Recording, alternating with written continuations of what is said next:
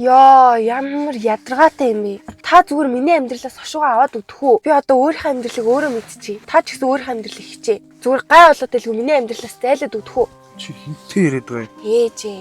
Чи юу яриад байгаа юм? Чи ээжтэй ингэж ирд юм уу? Харин манай найз залуу сал наа чин бүтэхгүй юм байна гэж олон талын асуудалд оролцож байна.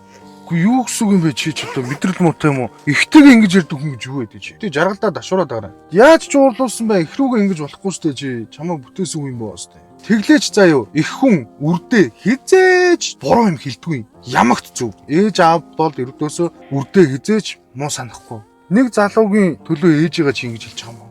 Чи харин өстэй дүүвчсэн тэнийг нөхрөөгүй. Тэр залуу яа тийм чамайг тэгэл хаяал явна шүү дээ. Хүн болгон цаг хугацаатай чам дээр ирж байгаа шүү. Ээж чинь ч гэсэндээ тодорхой цаг хугацаатай л ирсэн. Хизээч чамайг хайрлахаа болохгүйг нь чи мэдж байгаа болохоор ингэж тавраад байгаа байхгүй. Жохон яваад ирэхин цагт ээжийн үргэлж зөв байж гэдгийг цаг хугацаа нотолчдөг байхгүй. Ээж аавынхаа үгнээс ер нь зөрөөд хүн нэх тийм сайн сайхан амьдэрсэн удаа тийм тохиолдол юм байх. Зовлон тохиогоод хүн амьдрал цор ганцаархнаа ингээд цороогоод үлддэг шүү дээ. Тэр үед хүний ээж л хажуунаас түгшдэг. Тэгэхээр чи тэр хүнийгээ ингэж гомдоож идэг. Эхийгээ гомдоосон хүн ч нэг тийм сайн явдгүй юм да. Ээжийнхээ үгнээс аль болох ерөөсөө битгий зөрч. Зөрсөн алхам болгон алдаа байдаг шүү. Ээж хүний үг бод өрдөөсөө яг энэ үрийнхээ замыг ингээд засаж яваад байдаг.